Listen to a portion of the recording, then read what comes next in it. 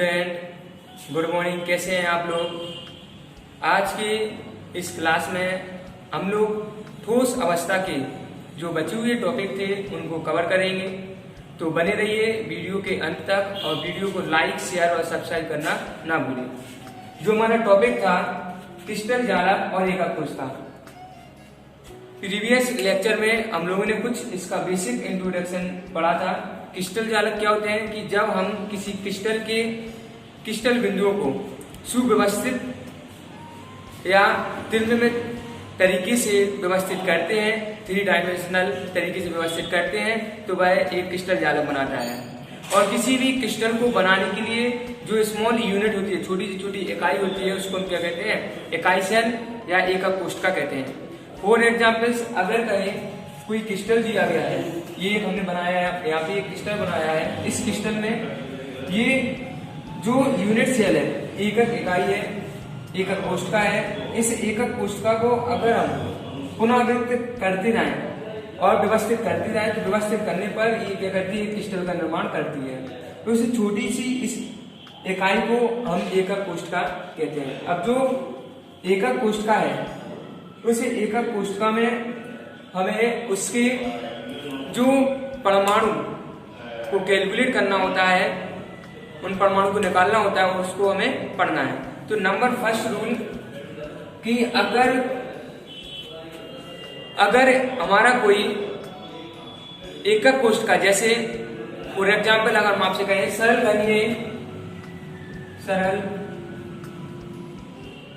घनीय एकक कोशिका, अगर सरल घनीय एकक कोशिका है, तो अगर हमें उसमें परमाणु को निकालना है तो हम कैसे निकालेंगे, कैसे उसकी गणना करेंगे? तो हमने आपको बताया था कि जो सरल घनीय एकक कोशिका होता है, उस सरल घनीय एकक कोशिका में जो भी कण होते हैं वो उस क्रिस्टल के, उस यूनिट सेल के कोनों पर उपस्थित होते हैं।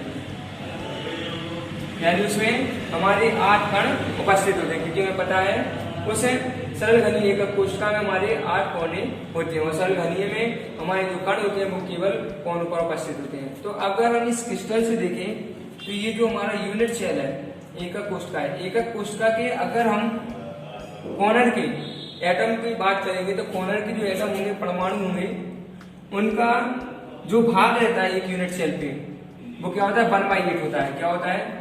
1/8, यानी 1/8 भाग होता है, 8वां भाग होता है। जैसे हम आपसे कहें ये क्रिस्टल दिया गया, तो अगर हम देखेंगे ये एक यूनिट सेल है, इसके पीछे भी ये जो दिख रही है ये यूनिट सेल दी गई है, इसके बगल में भी क्या है? 2 यूनिट सेल है, इसके ऊपर भी 2। तो हमने क्या किया? एक रिपीटेड करके क्रिस्टल बना है। तो अगर हम उस यूनिट सेल के एकक कोशिका के अगर कोने के परमाणु को अगर देखेंगे, तो ये जो कोने का परमाणु है, वो कोने का परमाणु कितने यूनिट सेल एकक कोशिका से जुड़ा हुआ है? तो वो 8 यूनिट सेल एकक कोशिका से जुड़ा है, जिससे उस कण का जो भाग होता है, हिस्सा होता है एक यूनिट सेल पे, वो क्या होता है? 1/8 होता है। क्योंकि हमें पता है 1/8 भाग इसका होगा, 1/8 भाग इसका होगा। इसके पीछे जो हमारे यूनिट सेल है एकक कोशिका उनका 1/8। तो सिंपल से कहने का मतलब ये है कि अगर हमारा कोई एकक कोशिका दिया गया है, उसमें परमाणु कोने पर उपस्थित है, तो कोने पर उपस्थित का मतलब ये है कि उसकी जो भाग होता है, कोने का जो भाग होता है एक यूनिट सेल का, वो हमारा क्या होता है? 1/8वां भाग माना जाता है। दूसरा, अगर कोई क्रिस्टल दिया गया है, जैसे हमने यहाँ पे लिया केंद्रित एकक कोशिका में हमने पहला लिया अंतःकेंद्रित एकक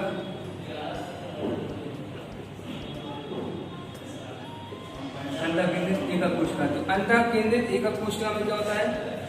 इसको हम बीसीसी भी कहते हैं। बीसीसी में जो एकक कोशिका जो रहती है, उसमें जो एटम होता है वो उसके क्रिस्टल के सेंटर में उपस्थित होता है, बीच में उपस्थित होता है। जैसे हमारा ये दिया गया है, इसमें इस क्रिस्टल में जो भी कण होंगे वो कोनों के साथ साथ उसमें एक जो परमाणु होगा वो इस क्रिस्टल के बीच में उपस्थित होगा। और हमें बताया कि अगर कोई क्रिस्टल दिया गया, एक कोशिका दी गई है, उसमें जो भी अगर कण बीच में उपस्थित होगा तो उसका जो भाग होता है, उस कण का जो भाग होता है वो केवल उसी एकक कोशिका का कहलाता है। तो उसका जो भाग रहेगा इस परमाणु का इस एकक कोशिका पर वो क्या रहेगा, बन रहेगा, यानी एक भाग रहेगा। दूसरा है हमारा केंद्रित एकक कोशिका। तो यहाँ पे जो फलक केंद्रित एकक कोशिका है, उस फलक केंद्रित एकक कोशिका में जो भी कण रहेंगे वो कोनों के साथ साथ वो उस यूनिट सेल के एकक कोशिका के फलक पर उपस्थित होंगे, यानी एक यहाँ पे रहेगा, एक यहाँ पे रहेगा, एक यहाँ पे रहेगा, एक रहेगा और आमने सामने रहेंगे।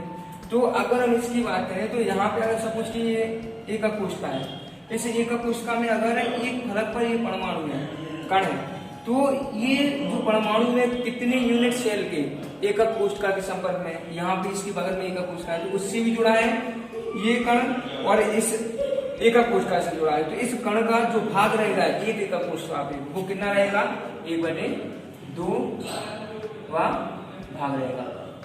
तो इसके पर्पज से हमें किसी भी एकक कोशिका में परमाणु की गणना करना है कि कैसे परमाणु निकालेंगे। तो नंबर फर्स्ट, जो हमारे सरल घनीय एकक कोशिका होंगे उसमें जो कण रहेंगे वो केवल उसके क्रिस्टल के कोनों पर उपस्थित रहेंगे। दूसरा, जो केंद्रित एकक कोशिका होती है, केंद्रित एकक कोशिका में जो कण होते हैं वो क्रिस्टल के एकक कोशिका के कोनों के साथ साथ अदर्श जगह भी उपस्थित होते हैं, जो कि हमारे नंबर फर्स्ट है अंतः केंद्रित एकक कोशिका। मतलब जो एकक कोशिका होगी इसमें जो हमारा कण रहेगा वो उस एकक कोशिका के बीच में रहेगा, जिससे उसका जो भाग रहेगा वो उसी का रहेगा। फलक केंद्रित एकक कोशिका में जो कण रहेंगे एक फलक पर उपस्थित जो कण होता है उसका जो भाग होता है किसी भी एकक कोशिका का वो क्या होता है, 1/2 भाग होता है, 1/2 भाग होता है। तो इसके पर्पज से हमें इनके जो परमाणु है उनको कैलकुलेट करना है। तो यहाँ पे नंबर फर्स्ट इसको क्लीन करते हैं।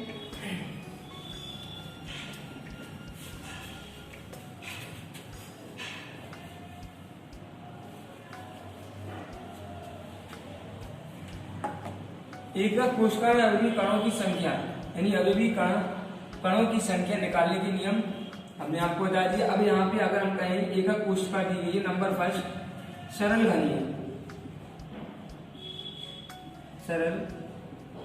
घनीय एकक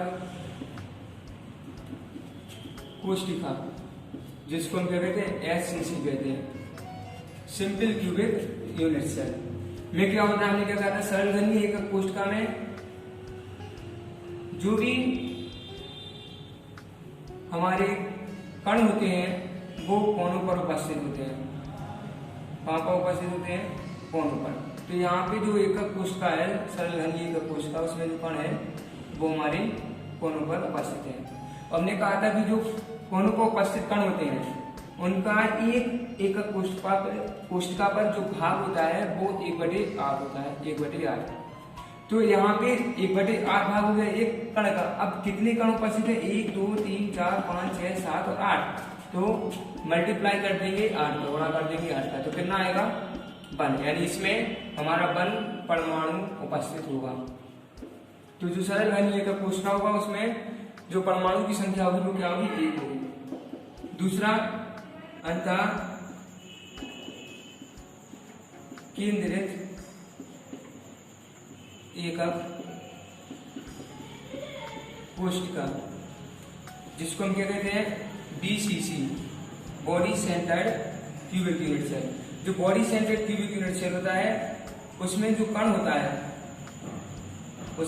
होता है वो कोनों के साथ साथ एकक कोशिका में उपस्थित जो कण होता है वो कोणों के साथ साथ उस एकक कोशिका के बीच में रहता है, जिससे उसका जो भाग होता है वो उसी पे रहता है। अगर इसमें हम परमाणु निकालेंगे तो इसमें परमाणु कैसे आएंगे कि पहले नंबर पे जो हमारे 8 परमाणु कोणों का उपस्थित हमें पता है, एक कण का जो भाग होता है इस पर वो कितना होता है 1/8 होता है, और उसमें कितने कण उपस्थित है कोणों पर 8 कोणों का उपस्थित है, तो गुणे 8 प्लस अब यहाँ पे एक कण उसके बीच में उपस्थित है जो कि क्या है उसी एकक कोशिका का कहलाता है, तो प्लस 1। तो इसमें जो परमाणु कैलकुलेट होंगे वो कितना है, ये 1 का मल्टीप्लाई करोगे 1 प्लस 1, यानी इसमें हमारे 2 परमाणु उपस्थित होंगे।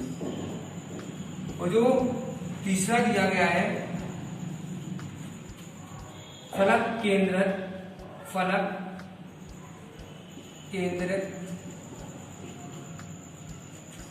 एकक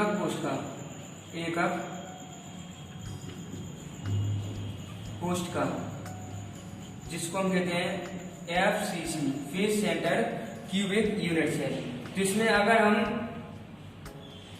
इस क्रिस्टल में अगर हम परमाणु निकालेंगे तो हमें अच्छे से पता है जो फलक केंद्रित एकक कोशिका होता है उसमें जो कण होते हैं वो कोणों के साथ साथ उस एकक कोशिका के हर एक फलक पर उपस्थित होते हैं, एक आमने और एक सामने।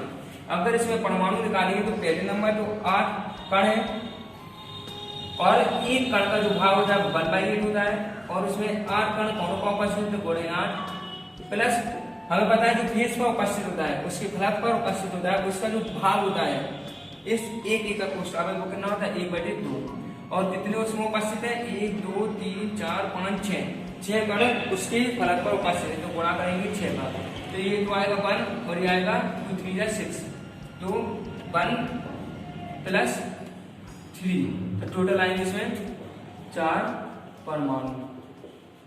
तो इस प्रकार से हम लोगों ने एकक कोशिका में अभी भी जो कण की संख्या है वो ज्ञात की। सरल घनीय एकक कोशिका में 1 परमाणु होता है और अंतर केंद्रित एकक कोशिका में यानी BCC में 2 परमाणु होते हैं, फलक केंद्रित एकक कोशिका में यानी FCC में 4 परमाणु होते हैं। तो यहाँ पे हम लोगों ने एकक कोशिका में उपस्थित जो भी उनके जो परमाणु होते हैं उनको हमने कैलकुलेट किया, उनकी गणना की। अब यहाँ पे हम लोगों को निविड़ संकुलित संरचनाएं पढ़ना है। निविड़ संकुलित संरचनाएं क्या होती हैं? निविड़ संकुलित मतलब हम लोगों को अच्छे से बताया है, जो ठोस पदार्थ होते हैं उसमें जो भी उसके कण पार्टिकल परमाणु अणु आयन होते हैं वो बहुत पास होते हैं, और उसी के पर्पज से हमें निविड़ संकुलित संरचना पढ़ना है कि अगर कोई भी क्रिस्टल जालक क्रिस्टल में जो भी गोले रहते हैं उन्हें गोलों से उनके कांटेक्ट में रखने पर कितना स्पेस ये कवर करते हैं उसके बेसिस पे हमें पढ़ना है। इनकी रिक्तियां क्या होती हैं, इनमें स्पेस क्या होते हैं, वो हमें यहाँ पे आने वाली वीडियो में हम लोग इसको कंप्लीट करेंगे।